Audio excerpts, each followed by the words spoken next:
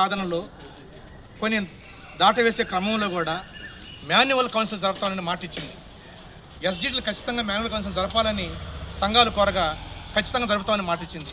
మరి ఈరోజు ఆ మాట వెనక్కి తీసుకొని రాష్ట్ర స్థాయి అధికారులు ఎస్జిటిల్ని ఆందోళనకు గురి చేయడం మేము ఈ సందర్భంగా నిరసిస్తున్నాం.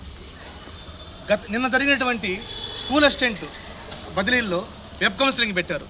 వెబ్ కౌన్సిలింగ్లో క్లస్టర్ టీచర్ అని ఒకటి తీసుకొచ్చి కొత్తగా దానికి ఆ పోస్ట్ దగ్గర క్లస్టర్ టీచర్ అనేటువంటిది అక్కడ మెన్షన్ చేయడం వల్ల అనేక మంది టీచర్లు కొంత గందరగోళానికి గురయ్యి వాళ్ళు సీనియర్లుగా ఉన్న వాళ్ళు దూరంగా, జూనియర్లు ఉన్న వాళ్ళు దగ్గరగా పడినందు వల్ల వాళ్ళు కూడా వెబ్ కౌన్సిలింగ్ మీద చాలా నిరసన వ్యక్తం చేసి ఈ వెబ్ పెట్టిన వల్ల మేము నష్టపోయామనేటువంటి పరిస్థితి కూడా ఉంది. అయితే ఇప్పుడు ఎస్జిటికి సంబంధించి ప్రభుత్వం ముందుగా చెప్పినట్టుగా కాకుండా మెల్లగా దాన్ని వెబ్ కౌన్సిలింగ్ పెడతాం, మేము మాన్యువల్ కౌన్సిలింగ్ లేదని శ్రీకాకుళం, విజయనగరం, కడప జిల్లాల వారికి మెసేజ్ ఇచ్చి ఈ విధంగా మీరు వెబ్ కౌన్సిలింగ్లో మీరు ఆప్షన్స్ పెట్టుకోవాలన్నటువంటిది చెప్పడం జరిగింది. దానిని రాష్ట్రం అంతా ఎస్జిటిలు ఈరోజు గందరగోళానికి గురయ్యి కొంత ఆశ్చర్యంతో మాకు వెబ్ కౌన్సిలింగ్ వద్దు, మాన్యువల్ కౌన్సిలింగే మాకు ముద్దునటువంటి నినాదంతో ఈరోజు అనేక మంది ఇక్కడ డిమాండ్ చేస్తున్నారు.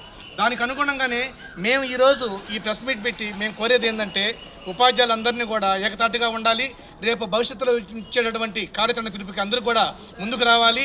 దీనిని మనం బాయ్కట్ చేయాలని కూడా మేము ఈ సందర్భంగా తెలియజేస్తున్నాం. అదేవిధంగా గౌరవ విద్యాశాఖ మార్చులు కూడా డైరెక్ట్గా ఉపాధ్యాయ సంఘాలతో చర్చలు జరిపి న్యాయమైన డిమాండ్లను సాధనకు వారు సహకరించాలని కూడా మేము ఈ సందర్భంగా డిమాండ్ చేస్తూ మాకు ఏదైతే గతంలో చెప్పారో చర్చల్లో భాగంగా మీకు మాన్యువల్ కౌన్సిలింగ్ జరుపుతామని మాన్యువల్ కౌన్సిలింగ్ జరిపి ఎస్జిటిలకు న్యాయం చేయాలని సందర్భంగా మేము డిమాండ్ చేస్తాం.